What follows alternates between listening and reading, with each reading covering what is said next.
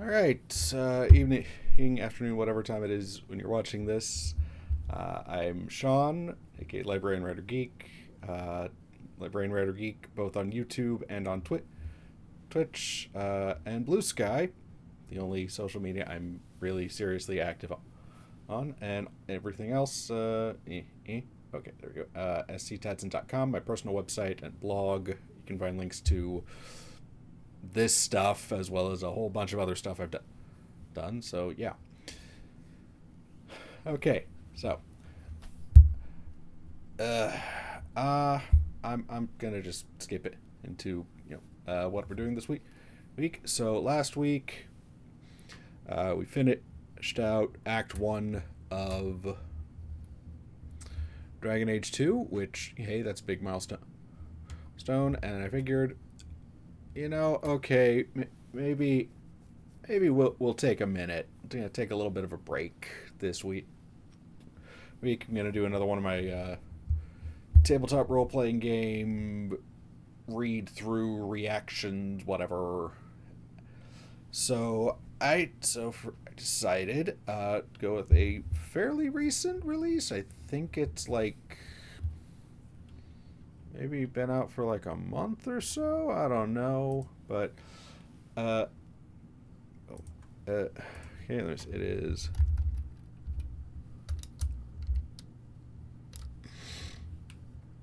The game is called Nimble. I believe it was I backed it for kit. It's one of the many games I backed as a kit. I think it was on Backer Kit actually, but you can find it if you are curious. You can check it out. It is there. Okay. Sorry, I have my speakers on. I should probably turn those down a bit. Or is it?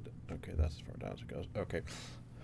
So, right, NimbleRPG.com. I backed the Kickstarter, or the Backer Kit program, whatever, which I think that at that point it was called Nimble 5e, and I think it was to do a second printing, second edition, whatever, what have you.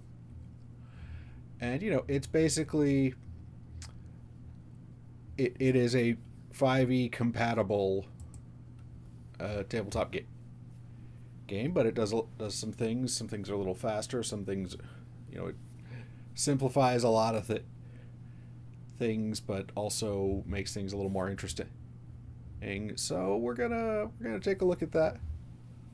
I'm gonna, and unlike a lot of games, this one actually there's actually 3 books, which I have mixed feelings about.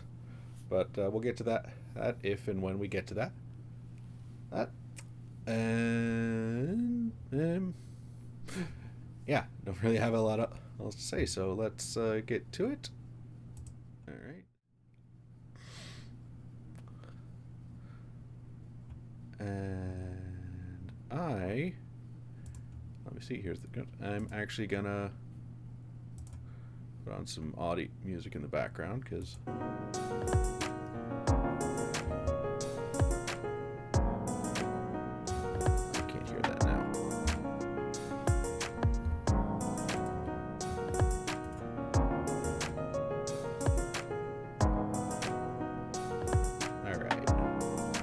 So hopefully you're not getting that as an echo or not echo, because I don't feel like turning on my headphones for this. So, but I will apologize if there is an echo. All right. Anyway, so first up, we actually have just straight up the core rules, which again we'll kind of get into. This is going to become more of an issue when we get to the hero book or the player's book, whatever. But so this one is fairly short. It's only about 60 pages, and that includes the front cover, and a whole bunch of other stuff. Right away, I will say I like the art that is present in all of these is great. It is all very solid art, very good. The layout for what that's worth is it's fine, I guess. do appreciate, hey, here's the creator license if you want to make stuff for this. That's awesome. Who knows? Am I going to consider doing that? I don't know, but it is there, so I might try it. And, you know, it is 5e compatible, so it wouldn't be too hard for me to maybe make some content for this. All right. But yeah, okay, so table of contents for the core rules, and yeah, I do appreciate that it's just they managed to fit all that on one page, so you can see all that's here. And here we're gonna cover all the basic core rules, including a bunch of stuff. Have a whole separate section on combat, resting and time, character creation. I kind of appreciate that it's here in the core rules, but again, the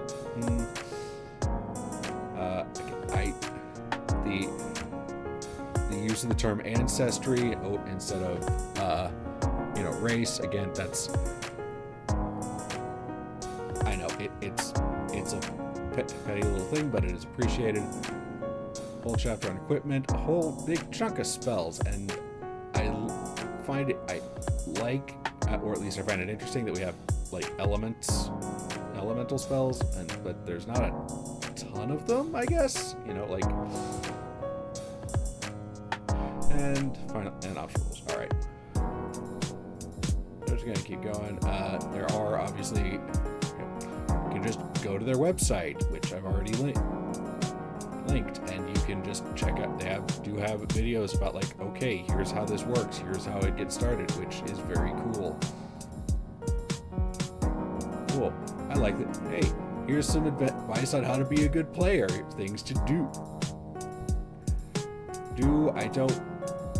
Some of this is a bit prescriptive.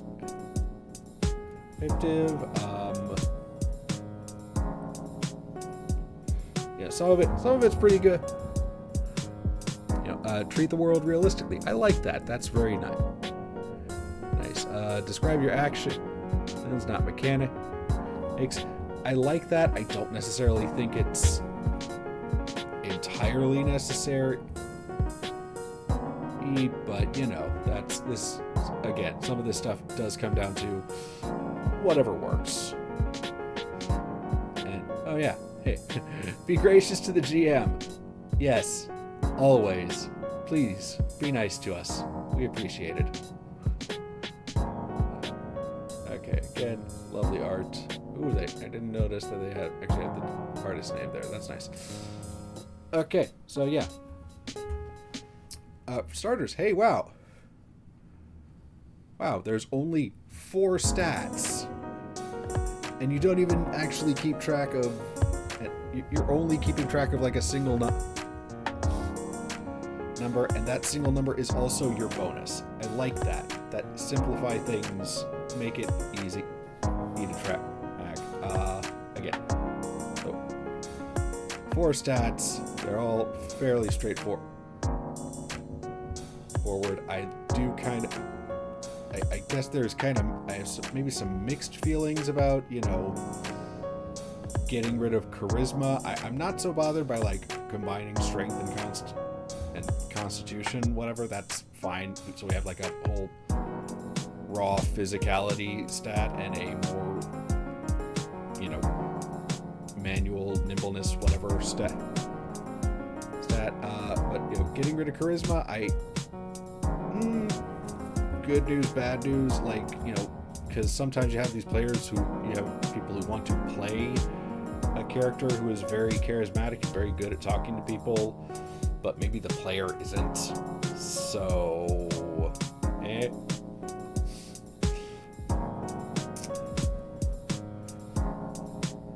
don't know. But I do like that it is will instead of, like, wisdom. I guess technically you could probably use will in place of that, I think, because you do have skills, and they are related to things.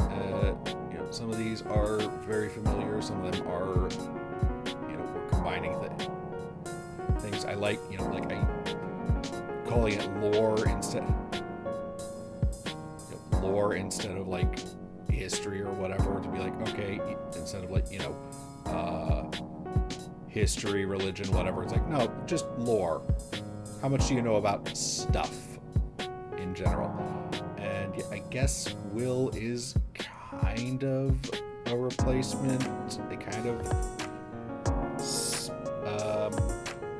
combine wisdom and charisma from 5e into one thing. So like, because hey, wow, we have influence. Cool.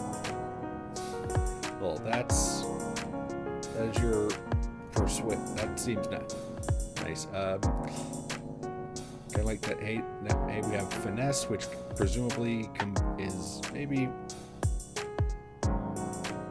sure. It's. I guess this would be sleight of hand in 5e, but we're gonna call it finesse. Sure, why not? And wow, I guess okay. So influence just is the single. This is persuasion. This is deception. This is probably also intimidation. You are trying to maybe also apparently perform. Sure. Okay. Yep. Obviously, yes. There's checks and saves and stuff that hasn't changed. I do note, like, right, yeah, the key stat, apparently that's like, right, every ability, spell references key, use one of your key stat, as those will be listed in under the classes, which is in the hero book, I believe. And for saves, you also get, like, your class will have, depending on your class, you will have one save that is favored, which means you roll 2 d20s and take the higher result, and one that is like unfavored or whatever, and that's basically you roll 2 d20s and take the lower result. Well, I think that's at least interesting. I don't know. Oh, I kind of find that's at least an interesting mechanic. I don't know how well that would work. Again, okay.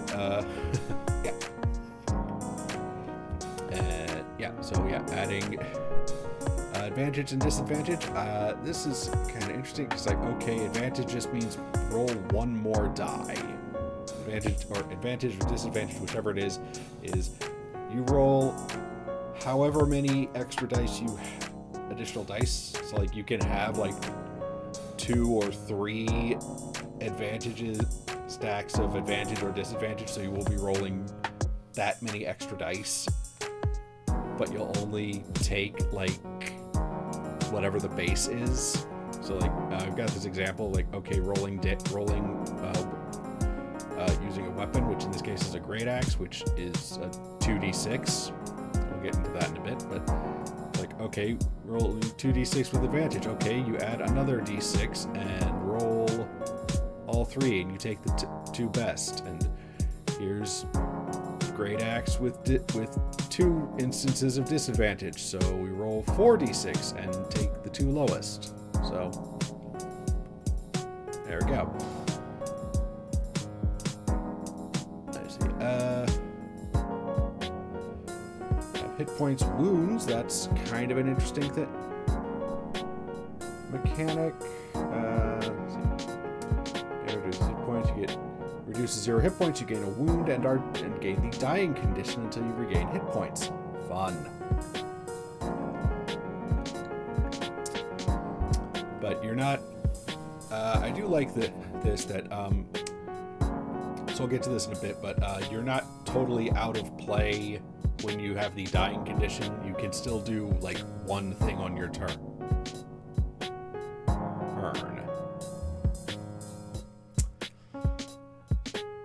Unfortunately, like, attacking or casting a spell is probably going to be potentially dangerous.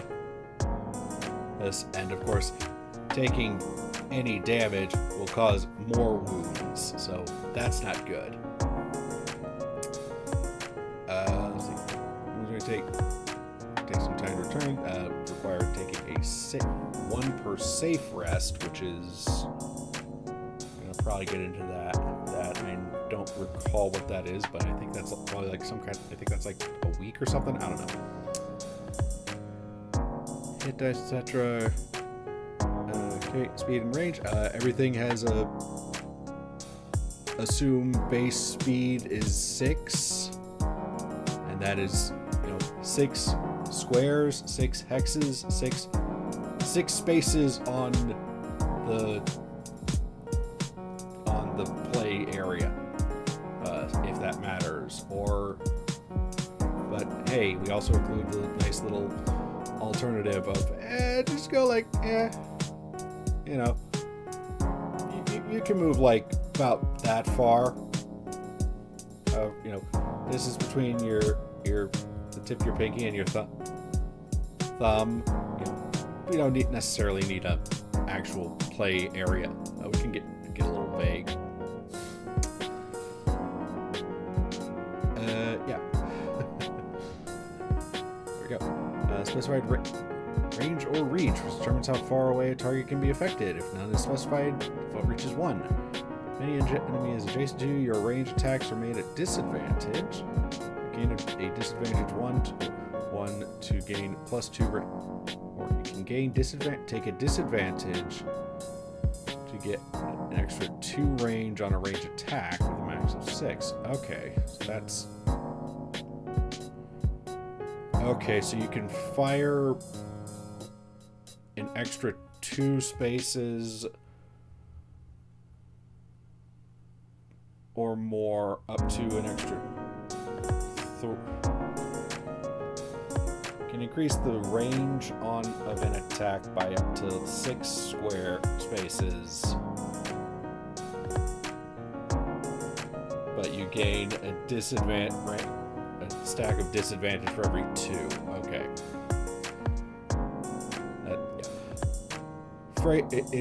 It's clear in my head, but it does seem like, okay, wait. Let me explain that again. Force movement, blah, blah, blah. Cover and hiding.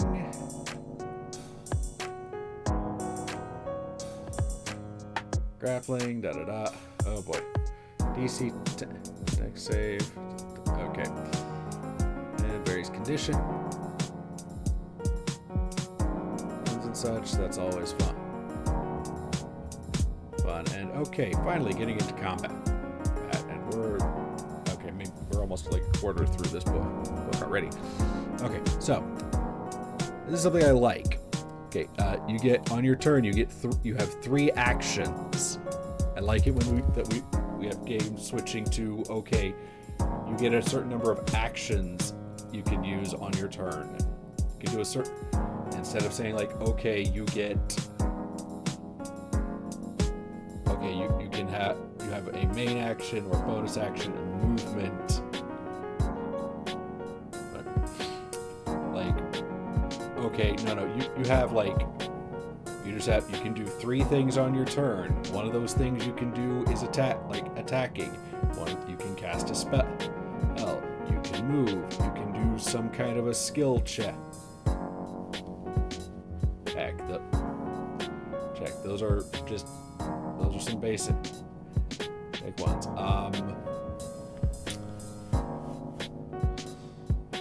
Let's see.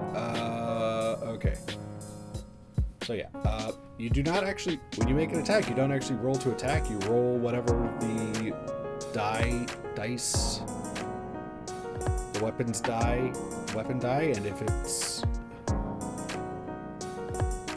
and that is both the damage and the attack. So I think if you roll a 1, you miss. Otherwise, you hit and you do a certain amount of damage. If you have a weapon, like the great axe from earlier example that does like multiple dice of damage, it's like, okay, whichever die ends up being the most on the left, okay, that's the one you're looking at. If you roll a max result on the primary die, that's how you crit it, and you roll an extra die and just keep doing that until it stops, until you stop rolling the max result on that dice. So like, yeah, again, you roll if the great axe, whatever, and you roll 2d6 and the primary die comes up a 6. It's like, okay, cool, now you get to roll another d6, and if that comes up as a 6, you roll another d6, and you just keep going and going and going. It's great.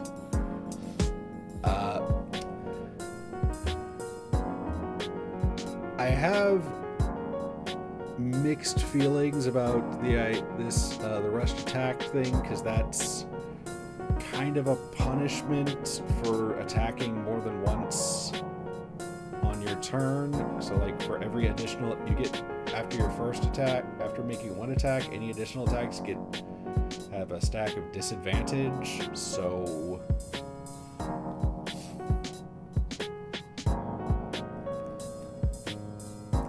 on the one hand, like, okay, I guess, you know, it makes a kind of sense, but also it's like you are kind of punishing people for doing things, and I'm not sure how to feel about that. So I'm here to have a hand upcasting spells, some of greater effect. So yeah, the spells, we'll probably get more into that. That moving again, base speed is 6 space. It is you're assumed to be able to move, do a skill check, etc. Let's see. You can spend, and yeah, I think at the end of your turn, you get your 3 actions back, so you have no reason to not use them all if you like, if you can. But you can't until when you get between the end of your turn and the start of your next turn. You can spend an action to, you know, have a reaction. Once a round, we'll start their turn with fewer actions. Defend, that's generally a good thing you're gonna want to do if you get attacked. When you get attacked. Let's see. Interpose. If a creature within 2 spaces is struck with an attack, you can push them out of the way and become the new target. That's handy. That's a really cool thing to be able to do. Opportunity attack, obviously, yeah. Let's see. Help. Okay. So, okay, help does not necessarily require have a specific range or whatever, which I know it does in 5e. It gets very obnoxious sometimes. Okay. Let's see. So, yeah, armor. You use arm. You can to take the defend action to soak up some damage with your armor. Or sometimes monsters also have armor. Apparently, by default, they don't. Some might have medium armor, which apparently means they only take the dice. Result of the dice rolled, and heavy armor they just take half. They not only don't take any modifiers, they take half the damage from the dice, which yikes.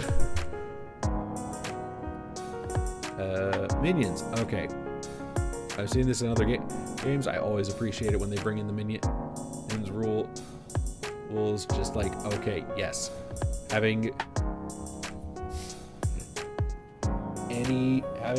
enemies that will literally die if they get hit once, that's great.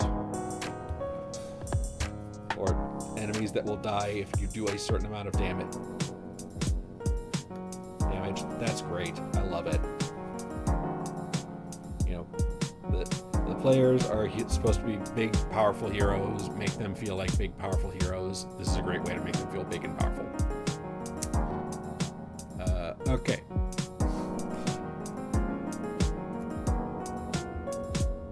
So, this initiative is a little different because I believe, like, right by default, yeah. So the heroes go first, and there's no set initiative. It's like, okay, whoever is ready to go gets to go first, and then, you know, everybody gets to go. But the first round, when you roll for initiative, you roll, it's, d20 plus initiative bonus. And that actually determines how many actions you get in the first round on your first turn. So like, yeah, if you roll a single digit, you get one action. You get, if it's a 2-digit result, you have 2 actions. And if you get a 20 plus or a natural 20, you get 3 actions. Yay. And then, from then on, you have your 3 actions. It's fine.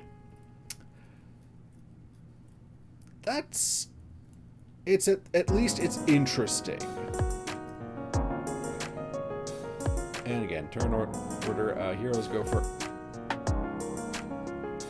first. Every player who's ready to go first or makes the most sense story-wise, going clockwise.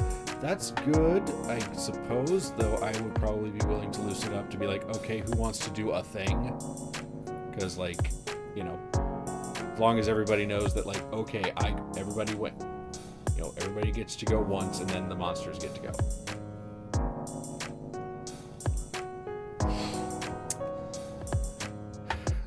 Turns and rounds and such. Okay. Resting in downtime. Okay, so we have okay, field rest.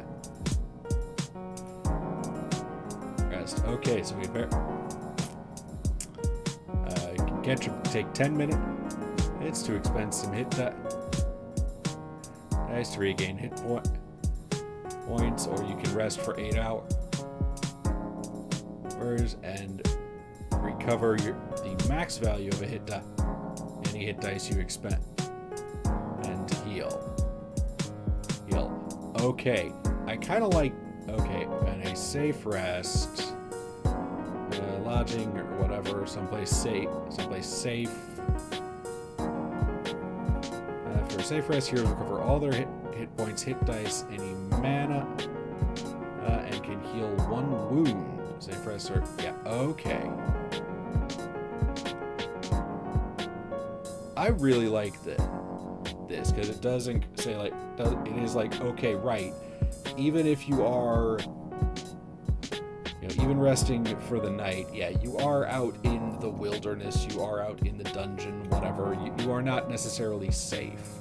But if you are safe, you get more. You benefit more from resting in a place that is safe or what have you, than a place that is not. And also, hey, downtime stuff. Here's a bunch of things you can do. Okay. Alright, so we finally get to character creation. We're about a third of the way through this book. Alright. So building a character is fairly simple. Again, the video for creating a character, I think, comes in under 10 minutes. It's about a 5-minute process, probably. Though I will say, anyway, I do like that they recommend picking a class first, because that's going to be a little more important concerning other stuff. I like a lot. Some of the names I really do love. Okay, I like the Oath Sworn, the Berserker, or the Storm Shifter, or Shadowmancer. Some of these just sound these are just really cool, and but it's also fairly obvious what they are if you're coming to this from 5th edition or D&D in general.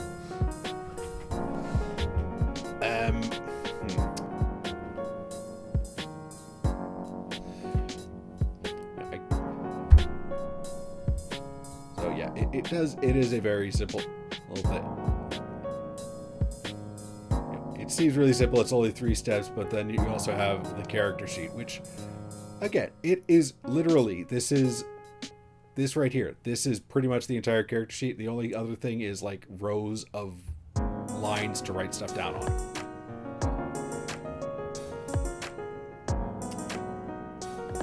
So again, right. Okay, so yeah, you get your stats.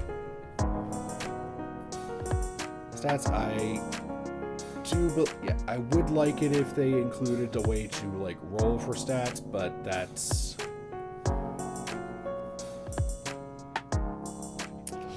I don't know. I feel like that'd be weird. Kind of weird. I don't know. I think you could probably figure out a way to do it, but you know, the way they've got it set out, where it's like, okay, sure, pick a set of numbers to enter in as your stats. That's fine. That works.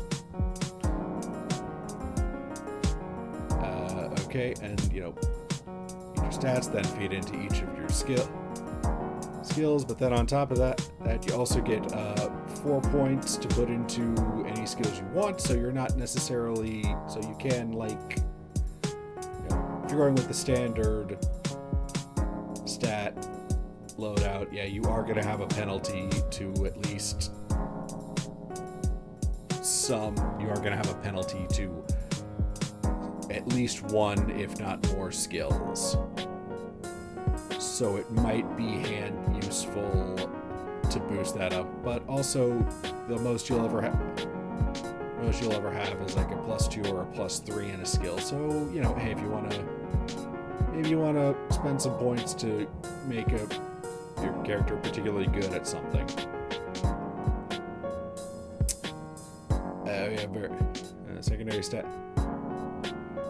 You have starting hit points, hit dice size, etc. Again, size, speed, maximum wounds. There's a little wound tracker there. Equipment stuff. You can either, you know, go with the starting equipment for the class, or get 50 gold to buy starting gear, etc. Languages. It's okay. Everybody speaks common, and every point of intelligence gets you an extra language. So that's kind of cool, I guess, if you care about that sort of thing.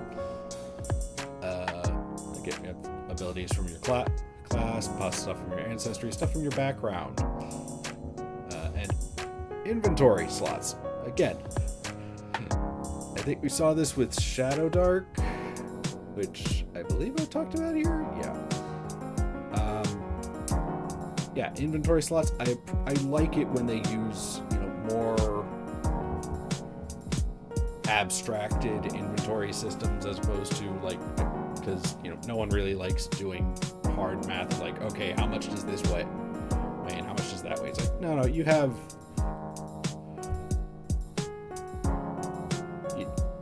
this many you have so many slots in your inventory, and you can fit certain things in there.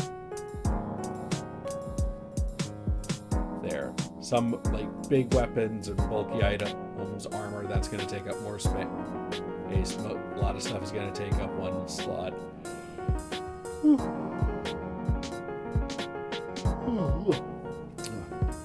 Sorry, a little tired. And, you know, hey, other stuff, yeah, sure. Camping supplies, yeah, sure. We call that all of that stuff. That can all just take up one slot. We do not care about. We're not going to bother with ammunition. No one cares. No one likes tracking ammunition. It's dumb and stupid. Leveling up, increase your hit points, increase your hit dice, you gain a skill point, and okay, you can move stuff from, you can sort of tweak your skill layout. That's nice. Probably gain some new class features and some other stuff as well. Okay, again, I like the art. This is a really nice bit of art, especially because it's a very different tone than from a lot of some of the other art. This looks a little more fun and cartoony, I guess. You know, because then we have this, and it's a little more serious. Again, we have common ancestries. Most of these are medium. Some of them are small, and, you know, hey, of the stuff, it's what do you get for being a human? Some of the stuff is pretty basic. Humans get a +1 to their skills and their initiative. Dwarves get an extra 2 hit dice and extra wound, but are a little slower. Elves have advantage on initiative rolls and a bonus to speed. Halflings get a bonus to stealth, and once per safe rest, you can re-roll a failed save. It is very simple, and I like that.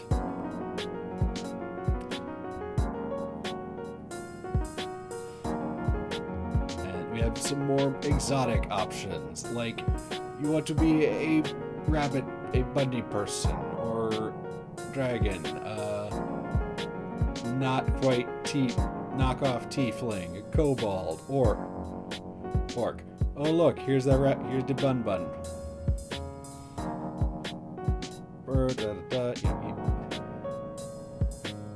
Yeah, again, given how odd a lot of this stuff is, like, okay, you get like one little thing you can see, coming up with new ancestries and such is fairly simple. Backgrounds, also really basic.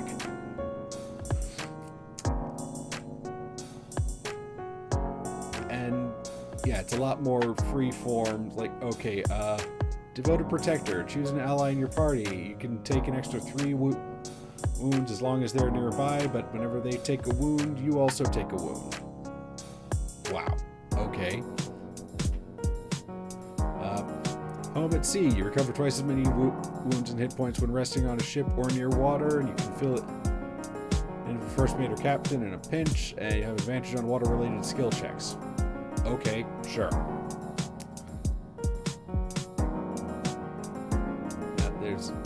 These are a lot more basic, but a lot more interesting than what you get with regular D&D. That's pretty cool. I like that. And yeah, hey, you're an adventurer, so might as well come up with some kind of an adventuring reason. Why are you adventuring? I like that they include that. Okay. Now we have the chapter on equipment. Okay. Hey. I like that there's at least some of this armor that is intentionally described as, like, this is not great. This is not good armor. Like, rusty mail, cheap hides, rusty plate. I like that.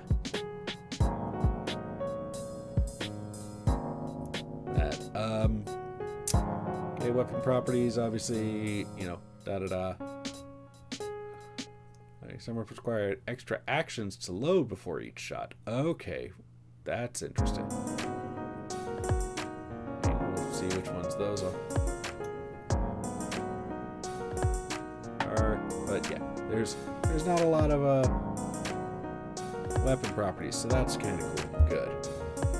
And dual wielding, unarmed strike, Okay, here's this.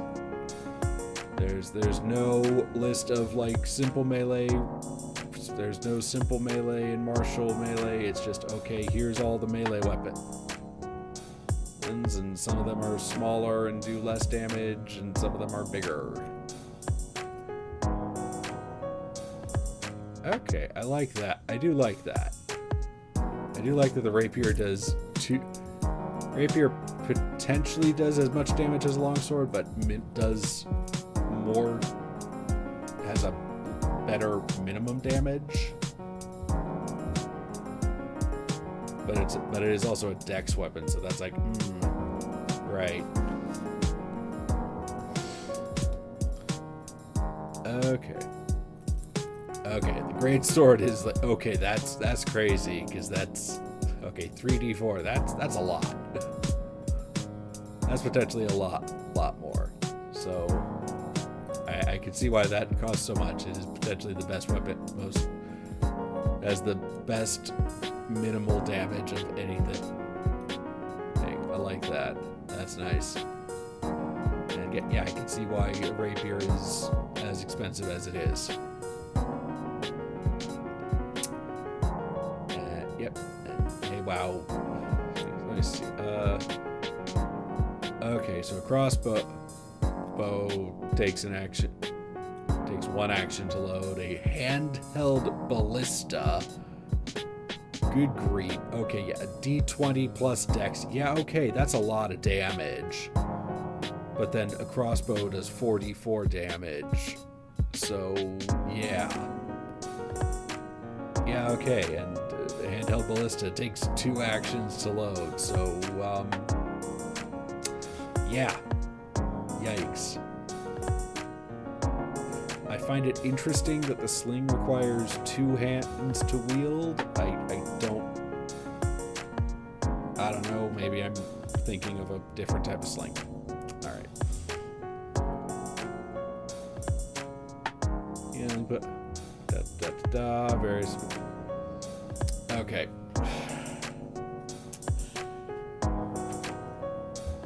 Now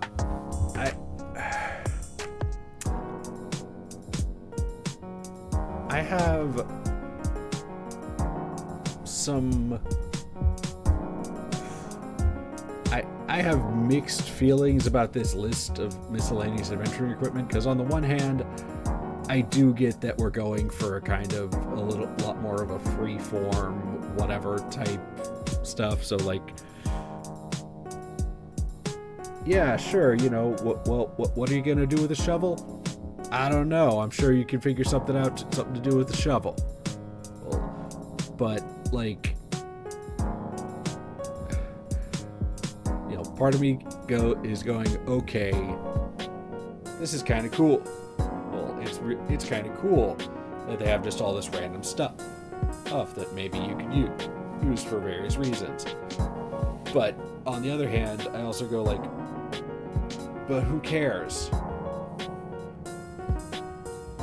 Who cares if it doesn't necessarily serve a purpose? Then why is it here? Why is this taking up space other than because the original D&D from back in the 70s, because back in the 70s, Gary Gygax decided to create a huge table of random junk that you could buy. I don't know. Alright. We also have some magic items. Another interesting piece of artwork.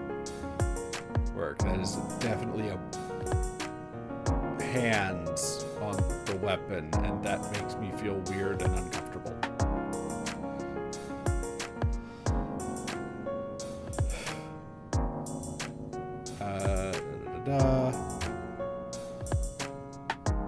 Does not miss small or tiny creatures. They may hate you before they attack you first. Okay, fun.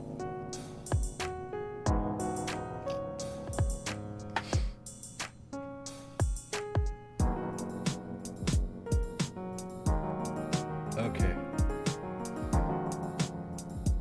And admittedly, I haven't really looked through the magic item stuff to see what we've got here, but I'm kind of curious. Let's see. Bloodstained quill. If you dip this quill into the blood of a dead intelligent creature, the quill animates and writes the last words spoken by that creature. Interesting. Trinket of ill omen. Okay.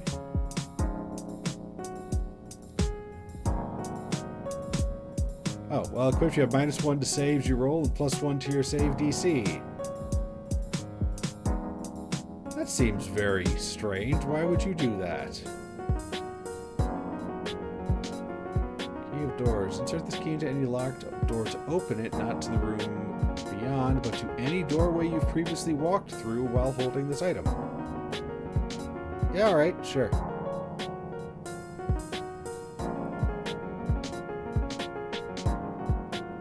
Button of protection? All-consuming button etched with a faintly glowing sigil. When sewn onto an outfit as a reaction when you are attacked, you may pull the button off and throw it into the air. The button emits a sudden dazzling flash of light, a high-pitched whistle. The attacker must make a will save or be distracted, causing the attack to miss. After use, the button becomes inert. It can be sewn back onto a garment during safe rest by an experienced seamstress or tailor with silver thread, which reactivates its power. Oh, interesting. And scrolls and wands, etc., etc. Again, love the art. It's very cool. Okay, spells. Okay. Powerful tiered spells. Okay, here we get into what they mean when they say mana. Okay. Powerful tiered spells require mana, a portion of spellcaster's life force to fuel them. A spell's mana cost is equal to its tier. See Hero's Book for more on how different classes gain mana. Cantrips cost no mana. Okie dokie. Multi-target AoE attacks follow special rules. They do not miss or crit, and a single roll is applied to all targets. Okay. And yeah, I like that. Admittedly, there's not a ton of spells. I feel like there isn't a ton of spells, but that's okay. That's really okay, because, or at least there's not a ton of spells per special thing. Like, okay, there, you know, whatever. There's 1, 2, 3, 4, 5, 6, 7, 8, 9. Okay, there's 9 fire spells, and that's it. And there's however many ice spells, but you know, I appreciate that that they're all on. You can fit. They've all been formatted to fit on a single page. That's nice.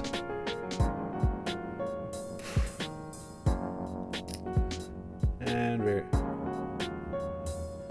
necrotic. Ooh, that's nice. And some classes get utility spells, which is nice. I'm gonna guess. Well, we'll see. And variant rules, because wow, you're getting measuring spaces. That's always kind of a blah. And that's finally the end of that. Okay, so that's the core rules. Now we're going to move on to the Hero's Book, which is kind of the player's handbook, I guess, if you want to think of it like that. Again, very nice artwork, very evocative, very cool. That is a really big sword, and I love it. And again, we have artwork that's a little more cartoony and a little funnier, more funny. Okay. But yeah, they do give you. Okay, so yeah, this is very much. Okay, this one's even. It's only about 80 pages long. So yeah, and we've got like each class gets a couple of pages, and that's it. Again, artwork very nice. I do like that they include a little thing like, okay, class complexity, to go like, okay, you know, how much thinking do you really want to do on your turn? How much decision making do you want to do? And so like, okay, if you want something simpler, if you want the simplest, yeah, you really want to go with the cheat, because that's like, okay, stuff maybe, but mostly you're not doing a lot of thinking, which admittedly I am a little bothered by the fact that the cheat, which is, you know, this game's version of the rogue, is like, that's the only one that is complexity 1. There's plenty of complexity 2 stuff and a few complexity 3s, which I think are like mostly the big spellcasters and ones who get like crazy stuff. But yeah, I don't know. Anyway, so alright, first up is the Berserker. Love it. Again, okay, start out right. Here's a quick explanation of what Berserker is. Here's some stuff you need to know for being a Berserker. And then, okay. You're like, okay, key stats are strength and dex. You have your hit die is a d12. You start with 20 hit points. Your favored save is strength. Your unfavored is intelligence. You have no armor proficiencies, but you can use all the strength weapons. And your starting gear consists, if you choose to pick it, it consists of a battle axe, rations of meat, and a 50 feet of rope.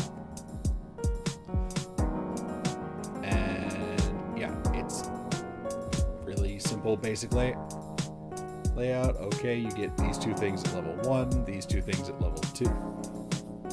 You get a couple things, you know. It goes on. And, you know, hey, wow, 2 pages give you everything show you everything you get starting at the level 1 all the way up to level 20. And apparently, so I guess this is why Berserkers are a little more complicated, because you get to pick these savage arsenal. Where is that? When do you start getting that?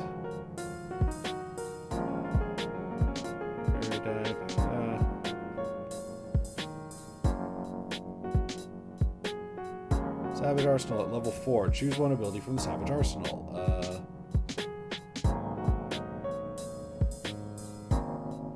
Get another one at level 8 and 10 and 12 and 14, 16. Okay. 16 seems to be the end of it. All right. So that's kind of nice. There's not a ton of options there, but hey. It comes with, I think each of these classes starts out, comes with at base 2 subclass options. In this case, you have the Mountain Heart, which seems to be a little more about soaking up damage, or the Path of the Red Mist, which is, I'm gonna guess, yeah, this is about being even more of a crazy, brutal violence and such. Okay, cheat again. Love the artwork. Quick summation: break the rules, stab in the sneak in and backstab, fight dirty. Love it. Blah blah blah.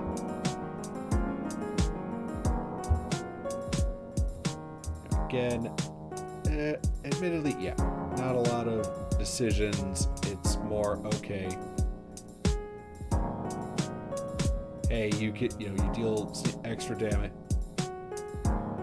when you crit. You can, change the primary die to whichever one you like versus a distracted target. So that's kind of nice, but again, is kind of situational.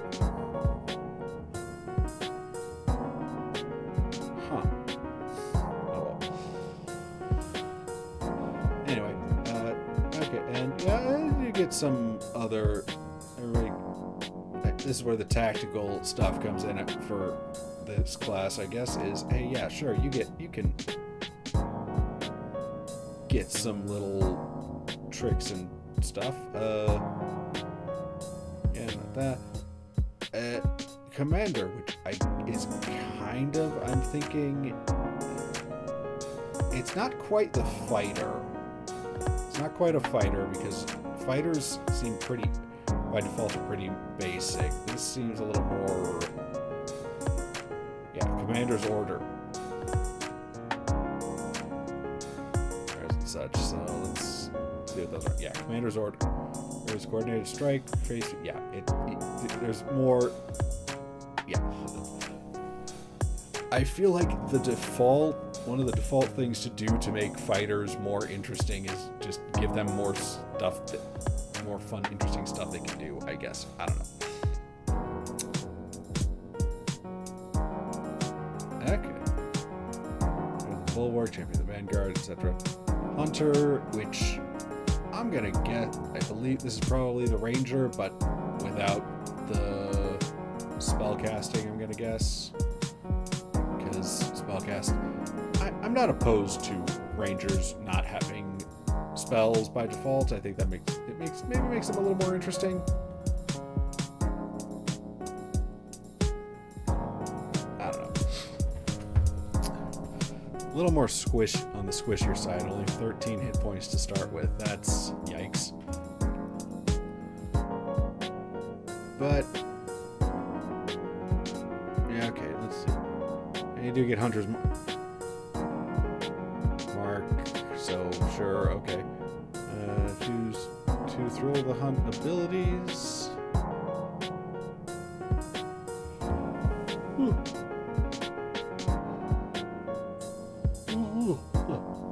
Alright.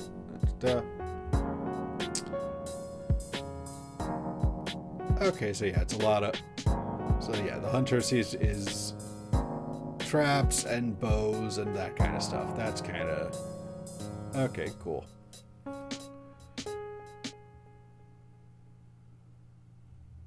Okay. And alright, yeah, mage. See, that looks cool. See, that's impressive.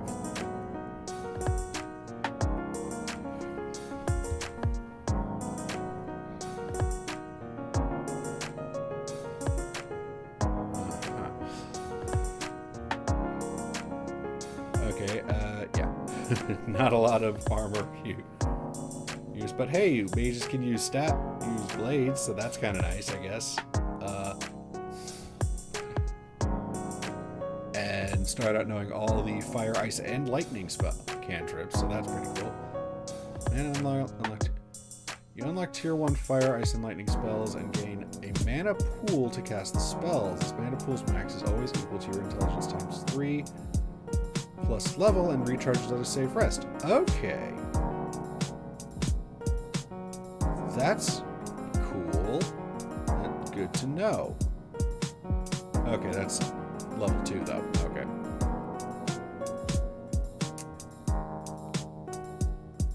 Utility spells, etc., etc. Okay, so yeah, mage is your elemental caster, kind of reminiscent of Diablo, or at least the first 2 Diablo games, I guess. Spell shaper abilities, so that's cool. Meditation. Okay.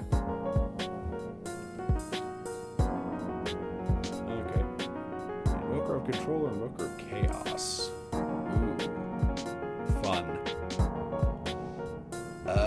Okay, I really I like this artwork for the Oath Sword. That just looks very cool to me. And yeah, Oathsworn is our paladin.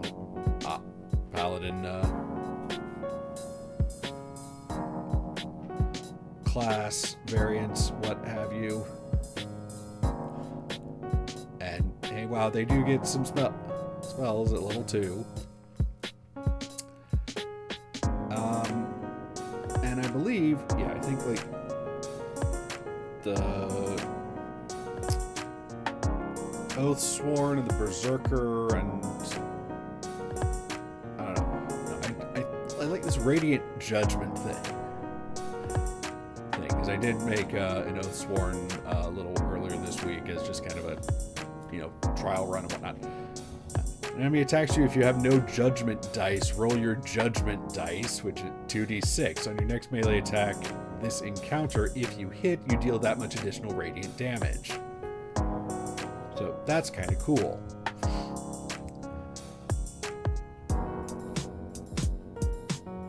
Sacred Decrees, that's nice.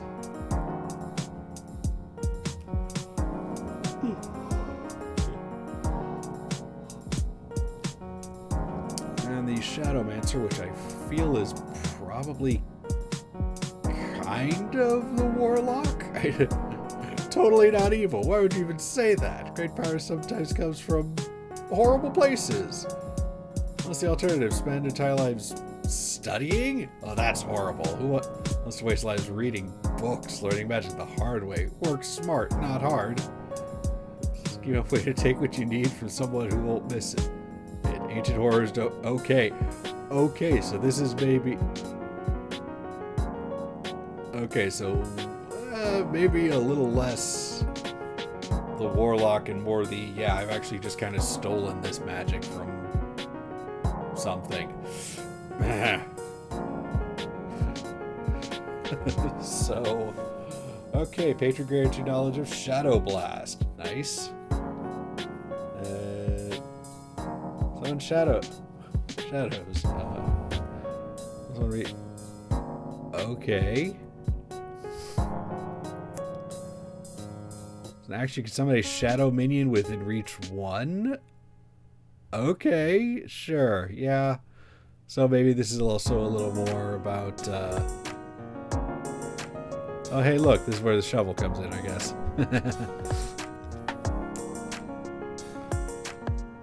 Here's some. The pact is sealed. Oh dear.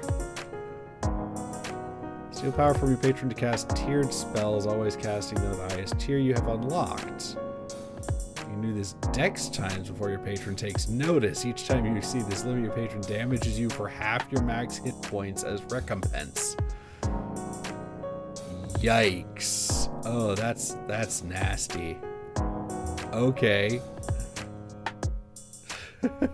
Okay.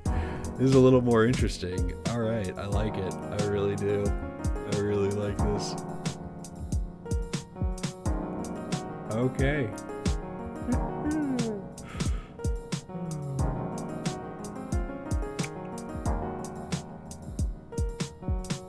That's the red dragon back to the abyssal depths. Okay.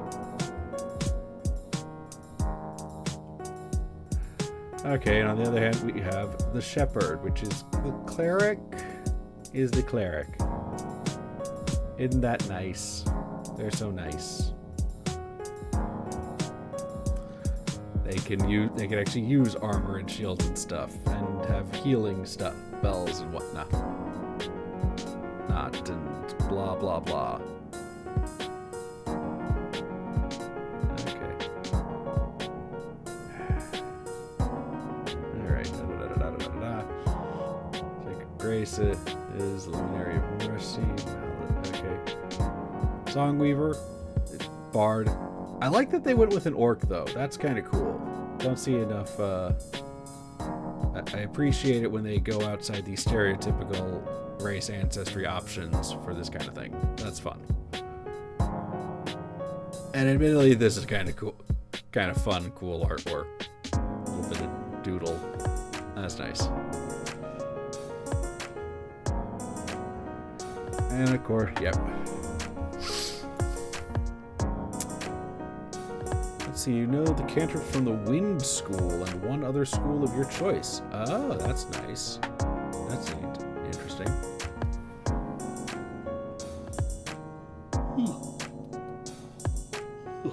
Oof. Yeah. Okay. Herald of Snark. Okay, that's great. That's great. I love it. Okay, and these, how many are there? Okay, alright, so yeah, this is one thing I do have a complaint about. There's no bookmarks, or the PDFs do not have a bookmark thing on the side, so that is a bit of a complaint I have.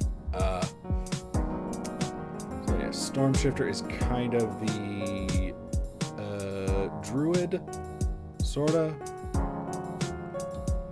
Nature-related spells, lightning and wind, schools, turn into an animal.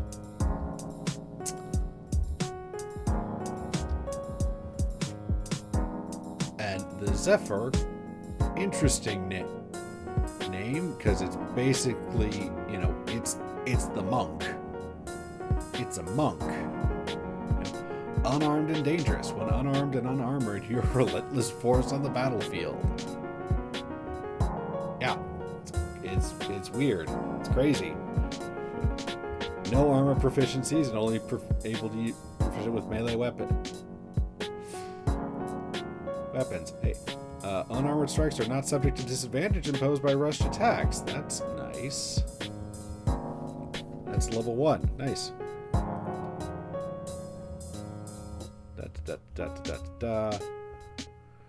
Martial arts abilities, etc.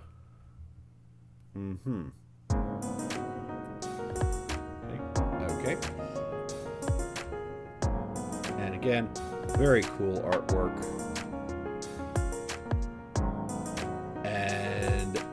believe we find these last few bits are subclasses that were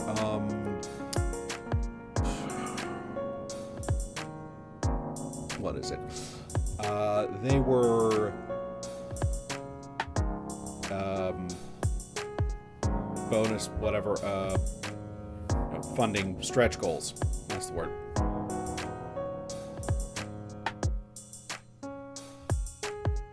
So the Oath Breaker option for the Oath Sworn. Okay, that's interesting.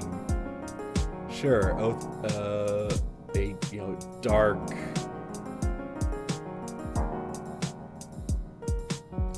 turn, on the our paladin option. Let's see. Okay, let's see. The Spellblade Commander. Okay, so here's how you get your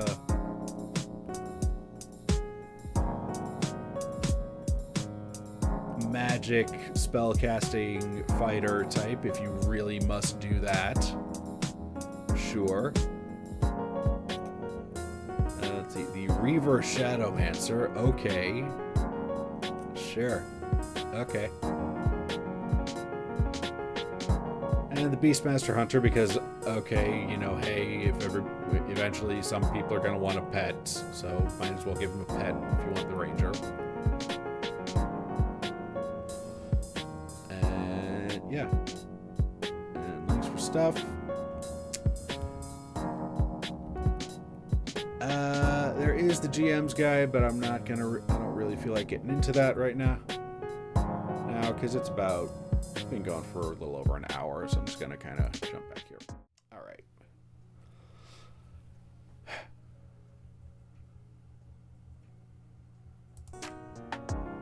And we'll let the music continue for a bit. All right. So I think something I had meant to bring up, but I kind of skipped over as we were going through the Heroes book. I do have some mixed feelings about like all the hero stuff being in its own separate book, while like all the other stuff for character creation is in the core rules. Like,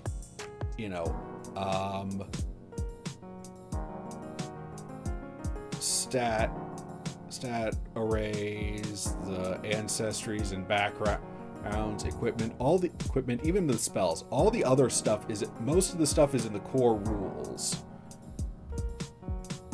So having a separate book that's just, okay, here's all the classes that you can pick from.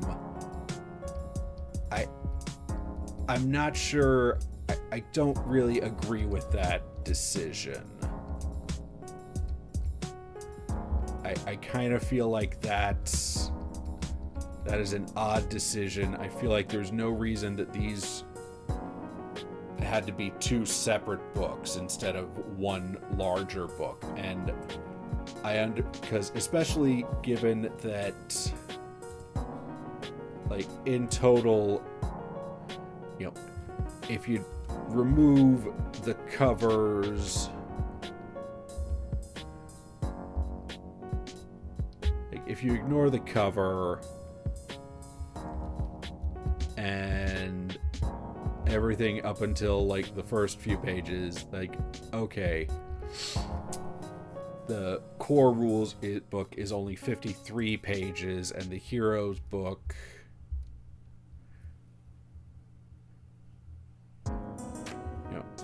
is only like 80 pages.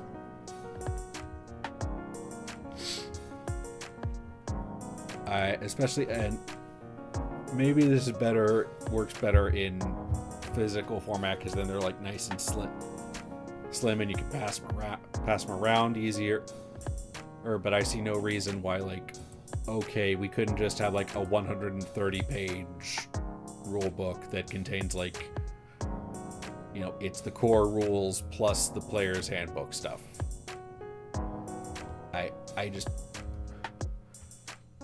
I don't know. I don't quite see why these need to be two separate books. I appreciate the GM's book, the Game Master's book. Yes, that needs to be.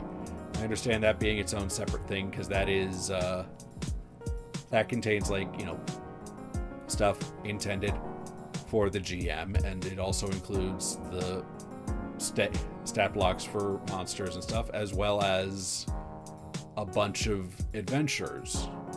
Let me see. Let me actually count this. There's like half, honestly, like, yeah, half of the GM's guide, which is like 117 pages if you include the cover and all the other stuff, of which again would be about as long as the heroes and core rule books combined.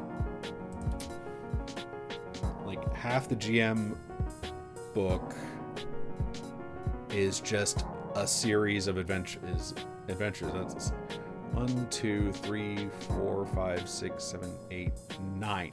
Like nine adventures. Which I'm willing to bet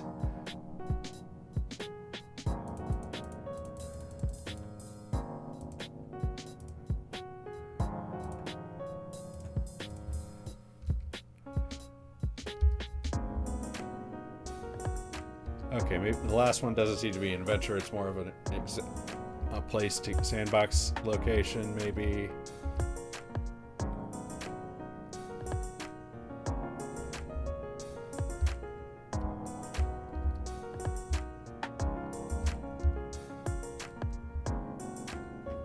Okay, glowing marshes is.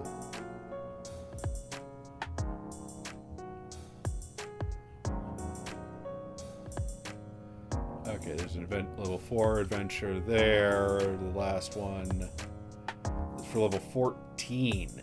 Okay, wow. So maybe not a whole campaign on its own. Oh, there's certainly a bunch of stuff. Looks like a bunch of stuff for level 4s and as well 4 and 5. Plus a bunch of other additional stuff. So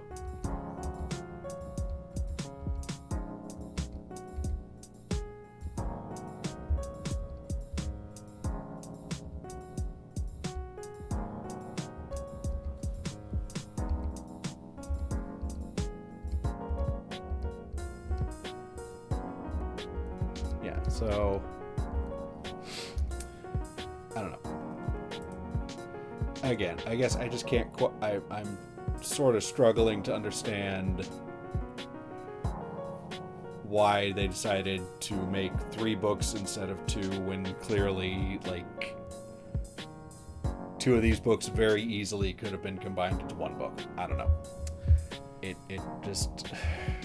So I guess that, if I have any real complaint, that's kind of a big complaint, is like, why are these 2 separate books? Why instead of 1 larger book, especially given that the other book, it would be about the same size. So instead you have 2 equally sized books instead of 2 very tiny books and 1 kind of bigger book. I don't know. But it does look cool. Nimble does look very fun and interesting, and I would like to show it off, but unfortunately that would require a little more work on my part, because I know, and I did check this on when I backed the campaign on BackerKit. Actually, I don't know if I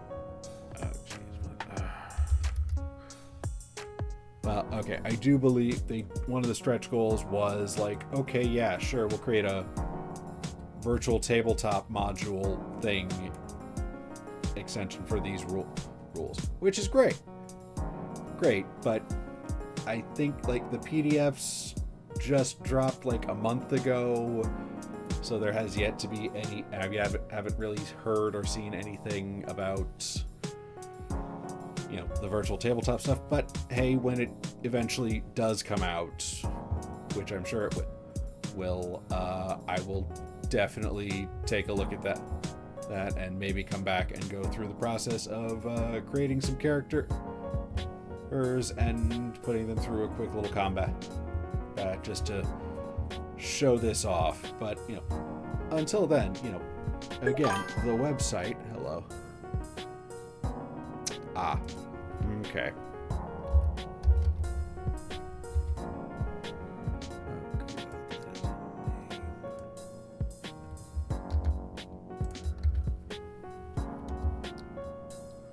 Be gone, bot. Okay, so yeah, again, if you go to their website, to nimblerpg.com, you can find, I believe, under the resources, yeah, okay, so let's see, yeah, start. They have some character sheets. That's something else I wish they'd included in the backer kit rewards, because, like, they included JPEGs of the character sheets, which is weird, instead of PDFs. But you can download the fillable ones are on the website, but not on BackerKit, which I feel is kind of weird. But, you know, you can download fillable character sheet, blank character sheets, both form fillable and otherwise. There's also some pre-made level 1 heroes. I don't think any of them have an ancestry or background selected, so that would have to be some stuff. You can... Yeah, there's a little quick start rules. There's a link to their Discord and a link to videos from, I believe it is the creator of the game.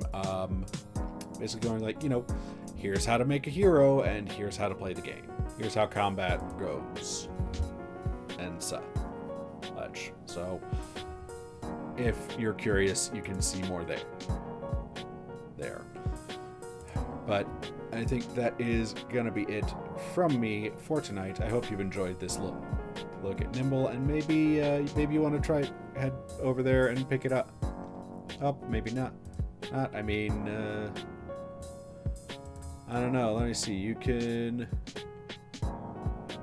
buy the... Okay, sure. Yeah, the digital PDF set is available.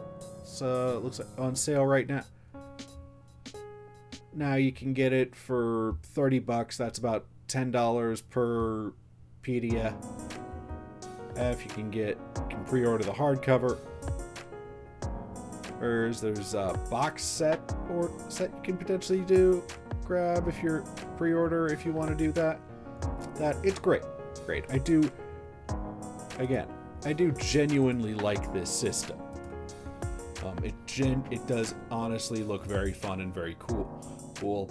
I do have, but you know, nothing's perfect. I have some minor issues, but nothing that's like I would never. Oh, this totally ruins it for me. So, yeah. But yeah, okay, that is it from me tonight. Reminder: Librarian Writer Geek, Twitch and YouTube. Follow me there if you want to make sure to see my stuff when I'm live or when I upload it. I'm on Blue Sky. Follow me there if you want to get more of my random, less not so filtered thoughts, I guess, when I occasionally feel like posting or mostly just sharing stuff. And otherwise, check my blog out, check my website out, where you can find links to all my stuff, including some things I've published. I have ideas for other content, other RPG related stuff I might want to release at some point. We'll see. I don't know. I don't know. Oh, I have ideas. We'll see. Okay. But again, that is gonna be it from me for tonight. Otherwise, good night and have a good one. Bye.